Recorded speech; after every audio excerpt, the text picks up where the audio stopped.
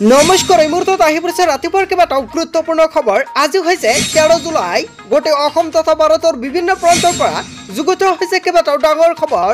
এনেবোৰ খবৰ নিতৌ পাই থাকিবলৈ চেনেলটি সাবস্ক্ৰাইব কৰি ভিডিঅ'টো এটা লাইক কৰিবলৈ নাপাহৰিব। আজিৰ আমাৰ প্ৰথম খুবেই গুৰুত্বপূৰ্ণ খবৰ হৈছে অসমবাসীৰ বাবে এটা ডাঙৰ খবৰ।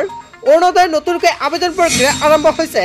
যিসকল ব্যক্তিৰ ৰেচন কাৰ্ড আছে সেইসকল ব্যক্তিয়ে নতুনকৈ আবেদন কৰিব পাৰিব অৰুণোদয় আঁচনি। যদি আপোনাৰ ৰেচন কাৰ্ড আছে তেন্তে আপোনাৰ বাবে এটা ভাল খবৰ। আত্মহত্যা প্ৰতিজন মহিলাৰ বাবে এটা গুৰুত্বপূৰ্ণ খবৰ মুখ কঢ়িয়াইছে। লগতে প্ৰতিজন কৃষকৰ বাবে এটা ভাল খবৰ। লগতে বানপানীৰ মাজত যিসকল ব্যক্তি ক্ষতিসাধন হৈছে সেইসকল ব্যক্তিৰ বাবে এটা গুৰুত্বপূৰ্ণ খবৰ মুখ কঢ়িয়াইছে আজিৰ দিনটোত। লগতে কেইবাটাও গুৰুত্বপূৰ্ণ খবৰ যুগুত হৈছে আজি।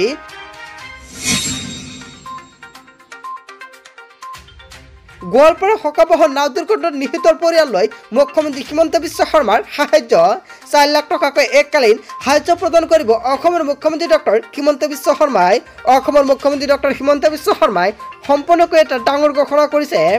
গোৱালপাৰা নাও দুৰ্ঘটনাত নিহতৰ পৰিয়াললৈ মুখ্যমন্ত্ৰী হিমন্ত বিশ্ব শৰ্মাৰ সাহায্য। প্ৰতিগৰাকী নিহতৰ পৰিয়াললৈ 4 লাখ টকা অৰ্থ সাহায্যৰ ঘোষণা কৰিছে মুখ্যমন্ত্ৰীগৰাকীয়ে।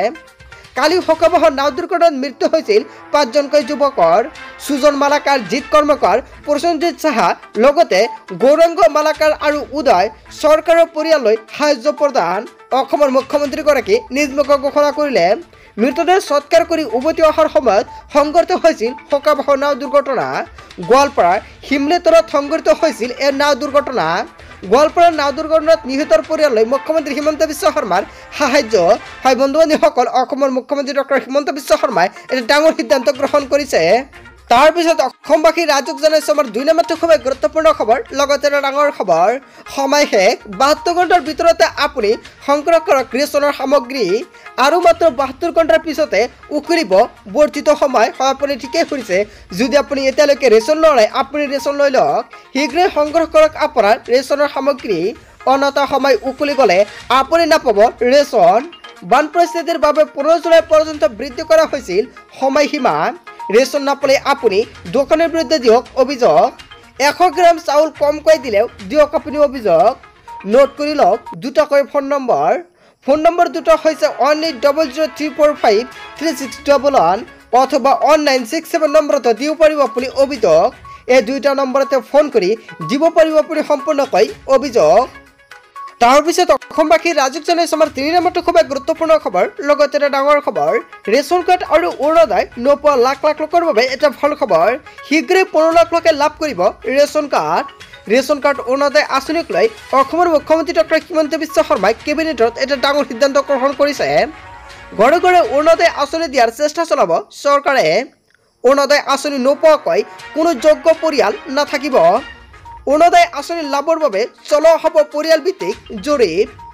ইয়াৰ বাবে গঠন কৰিব বিশেষ কমিটি। কমিটিৰ পৰামৰ্শ মতে প্ৰস্তুত কৰিব তালিকা। কোনে কোনে পৰিয়ালে লাভ কৰিব তালিকাৰ পৰামৰ্শ দিব কমিটিয়ে। কমিটিয়ে এমাহৰ ভিতৰত দিব লাগিব পৰামৰ্শ। অজন্তা নিয়োগ ৰণোজ পেগু, বিমল বৰা, কেশৱ মহন্তৰ লগতে ৰঞ্জিত দাসৰ নেতৃত্বত গঠন কৰা হৈছে কেবিনেট উপ সমিতি। ৰেচন কাৰ্ডক লৈও ডাঙৰ সিদ্ধান্ত গ্ৰহণ কৰিছে কেবিনেটৰ। 15 লাখ লোকে লাভ কৰিব নতুনকৈ ৰেচন কাৰ্ড।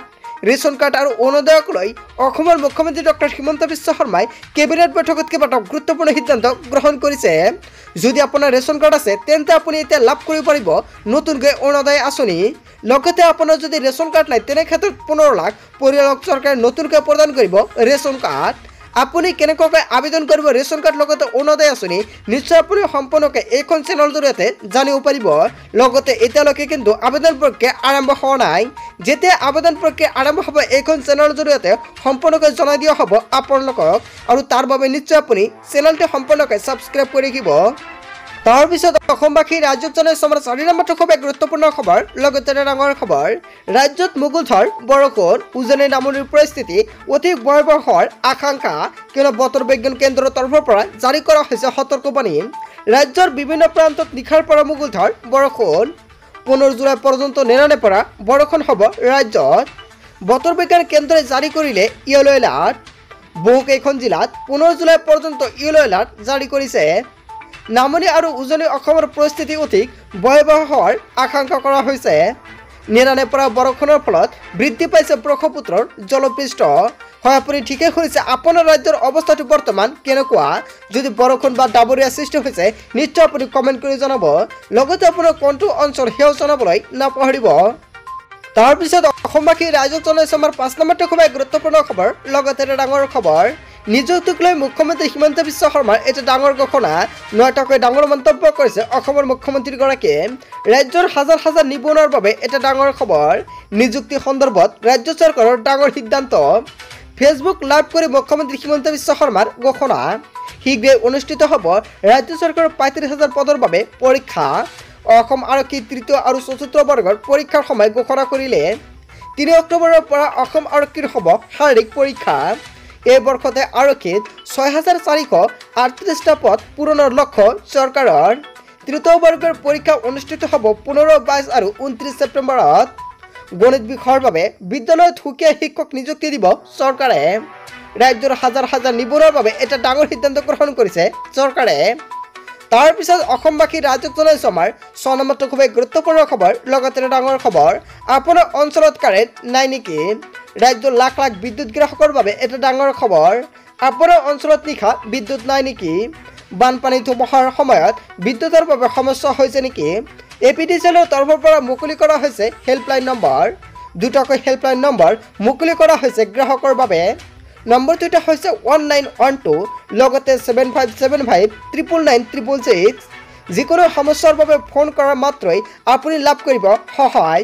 হয়, এটা ডাঙৰ খবৰ, এটা গুৰুত্বপূৰ্ণ খবৰ মুকলি হৈছে APDCLৰ তৰফৰ পৰা। তাৰপিছত অসমবাসী ৰাইজক জনাইছোঁ আমাৰ 7 নম্বৰটো খুবেই গুৰুত্বপূৰ্ণ খবৰ। লগতে ডাঙৰ খবৰ, ৰেল বিভাগত ওলাইছে 2 লাখতকৈ অধিক চাকৰি। 10ম উত্তীৰ্ণই কৰিব পাৰিব আবেদন। আজিয়ে কৰক আপুনি আবেদন। কেনেকৈ কৰিব আবেদন, লগতে কি কি নথি পত্ৰৰ প্ৰয়োজন হ'ব আপোনাৰ। ৰেলৱেত খালী হৈছে 2 লাখতকৈ অধিক পদ। কনিষ্ঠ অভিযন্ত্ৰক গ্ৰুপ D, LLT, লগতে টেকনিচিয়ান আৰু অন্যান্য পদত ওলাইছে চাকৰি। কেৱল ইয়াই নহয়, RRB ৱেবছাইটত মুকলি কৰা হৈছে বিজ্ঞাপন।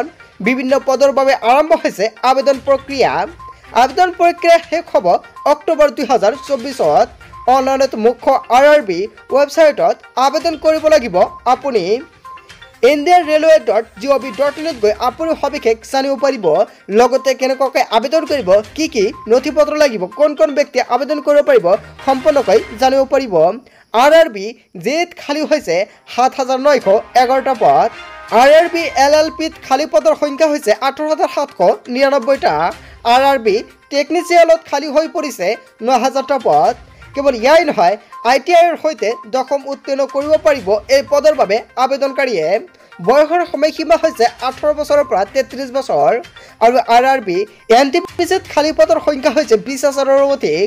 প্ৰয়োজনীয় অৰ্হতা স্নাতক ডিগ্ৰী বা স্নাতকোত্তৰ ডিগ্ৰী। বয়সৰ সীমা হৈছে 18 বছৰৰ পৰা 33 বছৰ। পঞ্জীয়ন আৰম্ভ হৈছে জুলাই 2024ৰ পৰা। পঞ্জীয়ন শেষ হ'ব আগষ্ট 2024ত। RRB লগতে জেইত খালী পদৰ সংখ্যা হৈছে 10,000ৰো অধিক। প্ৰয়োজনীয় অৰ্হতা বিটেকত ডিপ্ল'মা। বয়সৰ সীমা হৈছে 18 বছৰৰ পৰা 33 বছৰ। পঞ্জীয়ন আৰম্ভ হৈছে 2000 জুলাই 24ৰ আৰু পঞ্জীয়ন শেষ হ'ব আগষ্ট 2024ত। যদি আপুনি ভাবিছে আবেদন কৰিব তেনে ক্ষেত্ৰত কৰিব পাৰিব। চ' বন্ধু বান্ধৱীসকল, গোটেই অসম তথা ভাৰতৰ বিভিন্ন প্ৰান্তৰ পৰা যুগুত হৈছে কেইবাটাও ডাঙৰ খবৰ। এনেবোৰ খবৰ নিতৌ পাই থাকিবলৈ চেনেলটি ছাবস্ক্ৰাইব কৰি ভিডিঅ'টো এটা লাইক কৰিবলৈ নাপাহৰিব। চ' থেংক ইউ ফৰ ৱাচিং ফুল ভিডিঅ'।